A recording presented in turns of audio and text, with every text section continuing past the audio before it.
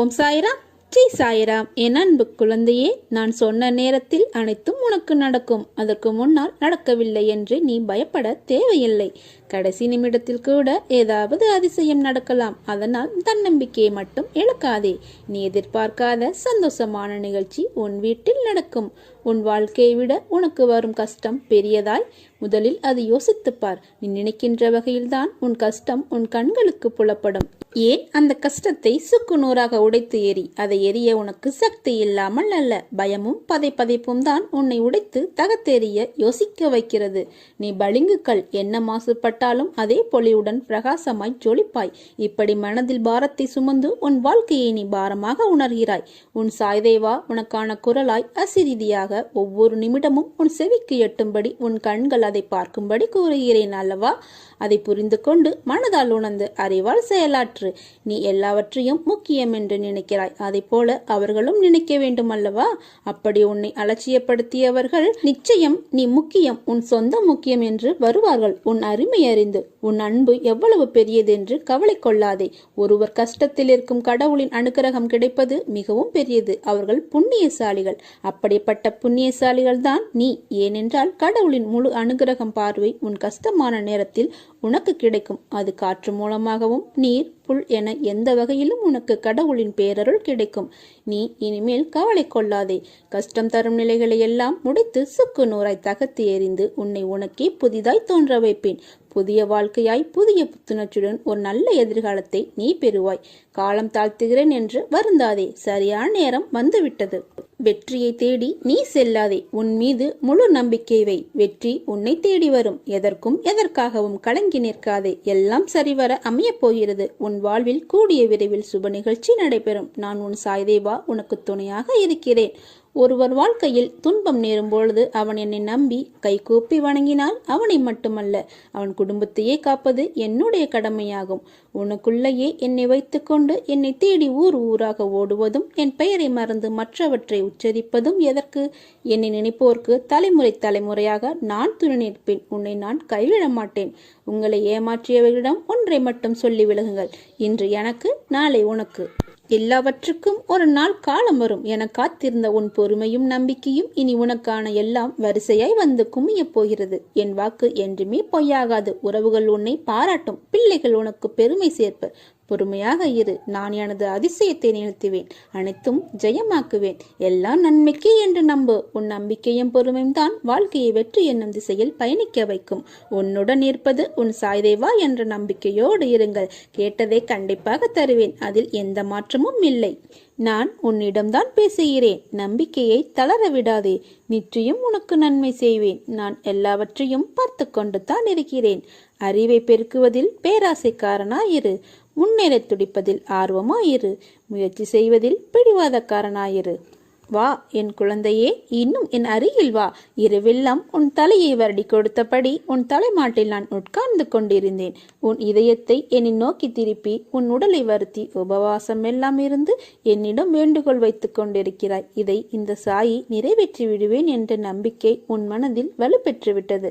உனக்கு நான் எத்தனை தொல்லைகள் மத்தளம் கூட 2 பக்கம்தான் இடிப்படுகிறது. ஆனால் உனக்கோ எல்லா பக்கத்திலும் இடிகள். எத்தனை நாளைக்குதான் நான் பொறுமையோடு காத்து கொண்டிருப்பேன்? உன் வேண்டுதலை அலட்சியப்படுத்த விரும்பவில்லை. நான் உன் அருகிலேயே இருக்கிறேன். நீ உருகும் போது நான் தாரை தாரையாய் அழுகுகிறேன். கன்னங்கள் ஒட்டி போகும் வரை உனக்காக நான் விரதம் இருக்கிறேன். உன்னுடைய தேவைகளுக்காக நான் ஓடி ஆடி கண்டிருக்கிறேன். உனக்கு நல்ல வழிகளை உருவாக்குவேன். இரவெல்லாம் உன் தலைமாட்டில் நான் உட்கார்ந்திருக்கிறேன். பயப்படாதே. உன்னை ஏளனமாக பார்த்து நகைத்தவர்கள் முன்னிலையில் கொடியாய் நீ உயர்ந்து நிற்கப் போகிறாய். உன்னை தாங்கும் கம்பாக நான் என்ற உன்னிடத்தில் உன் சாய்தேவாவை நீ என்ற சொல்லுக்கு அர்த்தம் கண்டாயோ? அந்த நொடி பொழுதிலிருந்து உனக்காக நான் இருக்கிறேன். அதற்கு முன்பாகவும் சரி, இதற்கு பின்பாகவும் சரி, என் உயிராய் நீ என்றும் என்னிடத்தில் இந்த துவாரகமாய் தாயின் பிள்ளையாய் வாழ்வாய். உன் கண்ணீரை துடை. உன் கண்களில் இருந்து கண்ணீர் வழியக்கூடாது. இது உன் உயிராய் நினைக்கும் உன் சாய்தேவா, உன் சாயப்பா, உன் துவாரகமாயி தாயின் ஆணை. நிச்சயம் வாழ்வில் நீ சந்தோஷமாக வாழ்வாய். நிச்சயமாக எல்லா செல்வ வளங்களையும் பெற்று சீரும் சிறப்புமாக சுபிச்சமாக மன நிறைவான வாழ்க்கையை வாழப் போகிறாய். எப்போது எனது துயரங்கள் தீரப்போகிறது? இன்னும் எத்தனை காலம் காத்திருக்க வேண்டும் என்று உன் மனம் வாடுகிறது இல்லையா? இதோ இங்கே இருக்கிறேன் எனது அன்பு செல்வமே. இதோ உனது அருகினில் இருக்கிறேன். நீ உறங்கும் போதும் ஓய்வெடுக்கும் போதும் பலவிதமான பணிகளை மேற்கொள்ளும் போதும் உனது கண்களின் எதிரே உனக்கு முன்பாக நான் அமர்ந்து இருக்கிறேன். திரும்பும் திசையெல்லாம் நான் உன்னுடன் இருக்கிறேன். நீ காண்கின்ற ஒவ்வொரு ஜீவராசிகளின் வடிவிலும் சூழ்ந்திருக்கின்றேன். ஏன் உன்னுள் இருக்கின்றேன். நிழலாக தொடர்ந்து கொண்டு இருக்கிறேன். உன்னுடைய கிரகத்தில் அமர்ந்து கொண்டிருக்கிறேன். சிலையாக ஓவியமாக நான் இருக்கிறேன்.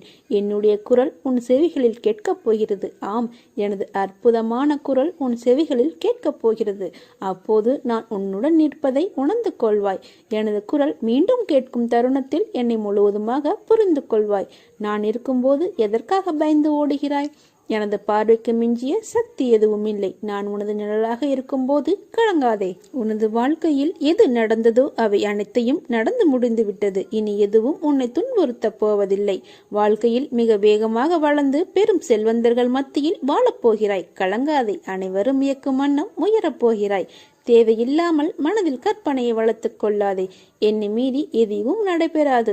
ஆம், எனது குரல் உனது செவிகளில் கேட்கப் போகிறது. உனக்கு வேண்டியதையெல்லாம் வழங்கப் போகிறேன். உனது வம்சாவளி செழித்து வளரப்போகிறது. காத்திரு. நிழலாக என்றும் உனக்காக நீ செல்லும் இடமெல்லாம் என்னுடைய துணை என்றும் இருக்கும். உனது கண்களின் எதிரே உனக்கு முன்பாக நான் அமர்ந்திருக்கிறேன். என்னை உற்றுப்பார்.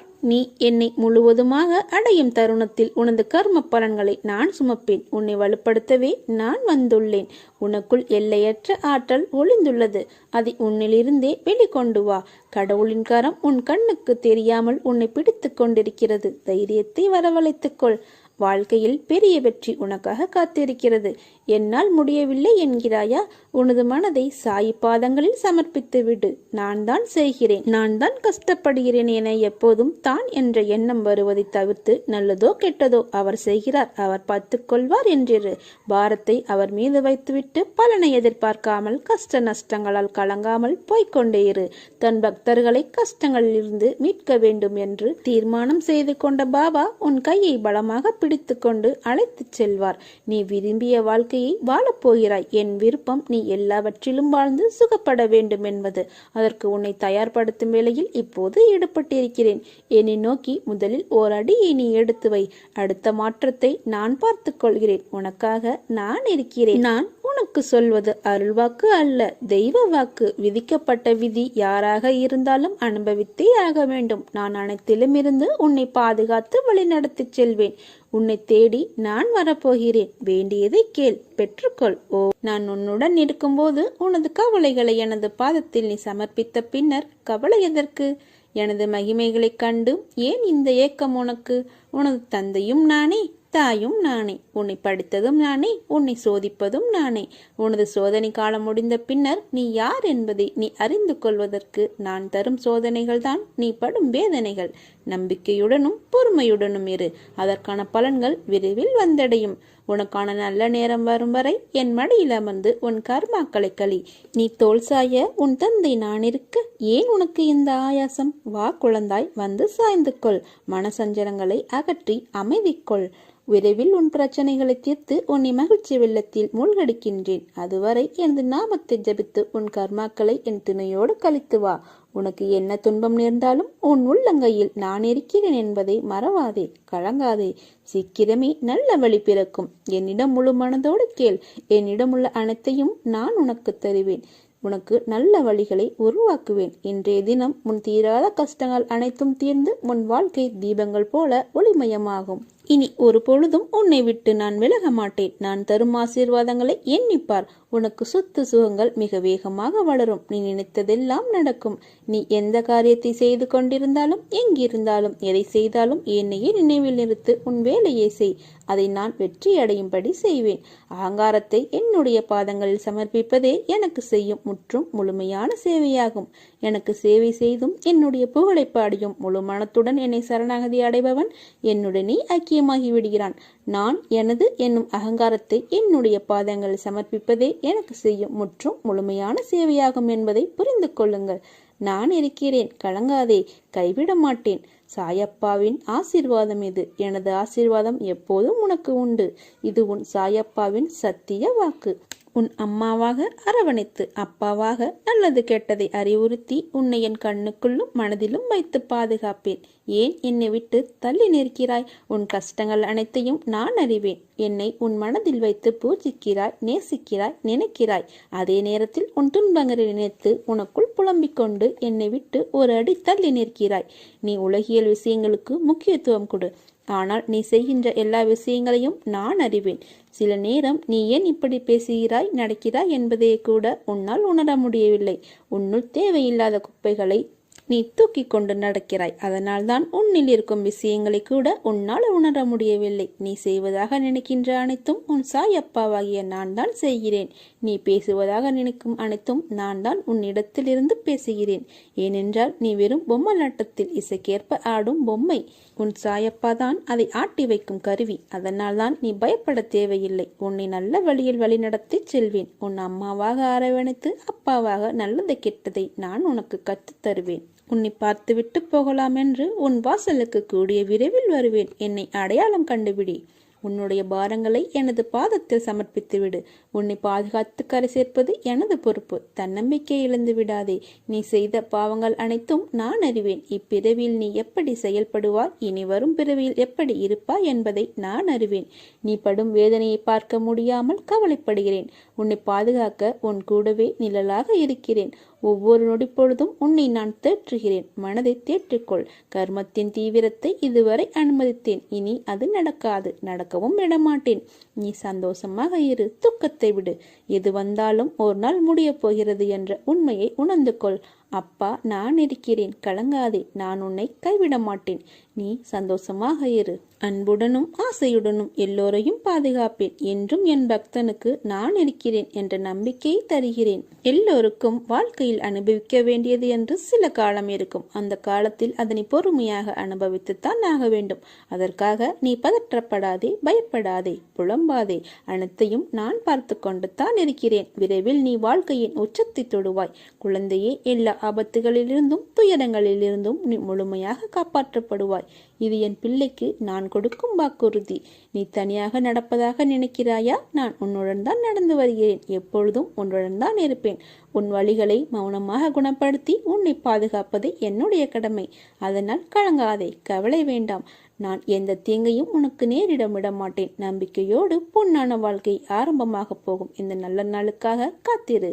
அது மிக விரைவில் என் ஆசீர்வாதத்துடன் உன்னிடம் வரும் காலமெல்லாம் மகிழ்ச்சி என்னும் சத்தம் உன் மனதில் ஒலித்து கொண்டே இருக்கும். உன் உணர்வுகள் சில்லிட்டு ஆனந்த கண்ணீர் பெருகும். இனி உன் வாழ்வில் இதே ஆனந்த உணர்வுடன் இருப்பாய்.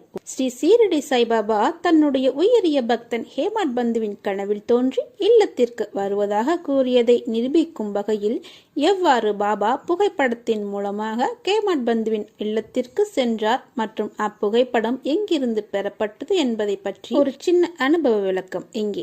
அலி முகமது என்பவர் தனக்கு எவ்வாறு யார் மூலமாக பாபாவின் புகைப்படம் கிடைத்தது என்பதை 9 ஆண்டுகளுக்கு பிறகு ஹேமாட் பந்திடம் கூறுகின்றார். அந்த நிகழ்வை பற்றி இங்கே இப்போது பார்ப்போம். பம்பாய் வீதிகளில் ஒரு முறை அலி முகமது சுற்றி பார்த்து கொண்டிருந்த போது இந்த படத்தை ஒரு தெரு வியாபாரியிடமிருந்து வாங்கினார். பின்னர் அதை கண்ணாடி சட்டம் போட்டு பாந்திராவில் உள்ள தம் வீட்டில் தொங்கவிட்டார்.